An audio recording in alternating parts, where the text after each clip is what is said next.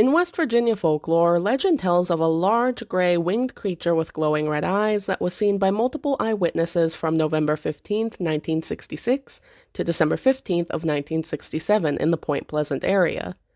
Two young couples, Roger and Linda Scarberry, and Steve and Mary Millette, describe it as a large flying man with 10-foot wings. In a separate report, two firemen described it as a large bird with red eyes. Before long, this mysterious creature received a name that is still widely known across the U.S. and various parts of the world today. They call him the Mothman.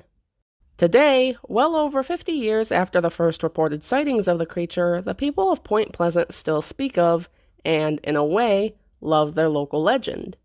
Apparently, the third weekend of September, the city holds an event dedicated to the creature known as the Mothman Festival, where hundreds of fans flood the streets for a weekend of folklore and fun.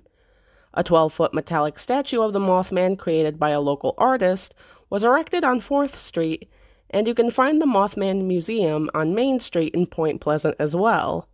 But what is it about the Mothman story that makes him so widely popular with locals and cryptid enthusiasts alike? Depending on who you ask, some people believe that the Mothman's appearance in Point Pleasant was to warn locals of a tragic event that ended the lives of 46 people and was supposedly caused by a crack just 3 millimeters deep, the collapse of the Silver Bridge. Others blame the creature for the event, as a few witnesses reported the creature being seen perched on the side of the bridge just before it collapsed. However, the cause of the bridge's collapse was discovered to be a stress crack inside of the bearing loop of I-bar 330, which had been worn away over time by the elements and movement throughout the course of the 39 years of the bridge's use. The forensic analysis of the bridge's collapse only fueled the stories of the mysterious 7-foot-tall creature that lurked nearby, trying to warn people of the impending catastrophe. Of course, along with the believers come those who think the Mothman is just one big hoax. Wildlife biologist Dr. Robert L. Smith told reporters that the sightings fit the description of the sandhill crane, a large bird that can stand almost as high as a man and boasts a 7-foot wingspan and reddish-colored eyes. Others have tried to write the Mothman off as an unusually large heron as well.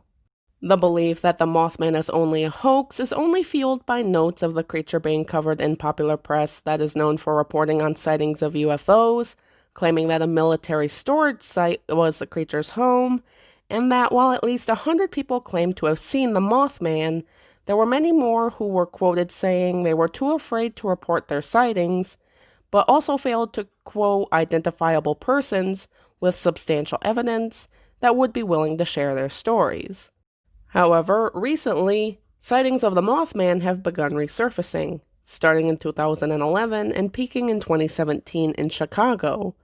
Reported sightings and interviews describe it as being 6 to 10 feet tall, with a 10-foot wingspan, having eyes that are red, green, or orange, though authorities are speculating all colors here as well.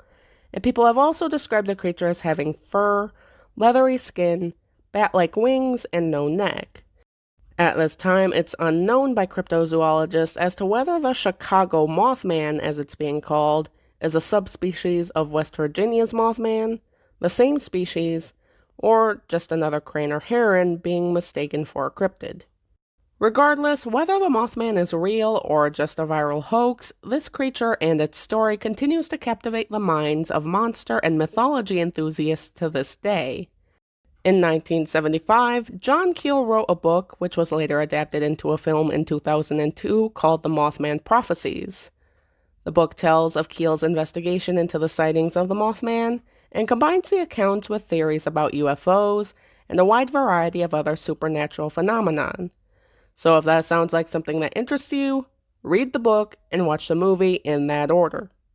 If you're looking for my take on the Mothman's legend, I really can't say anything for or against it. I have seen spirits and creatures since getting into witchcraft and tarot reading, and some of these entities do fit some descriptions of the Mothman, but I personally know that there's something else entirely.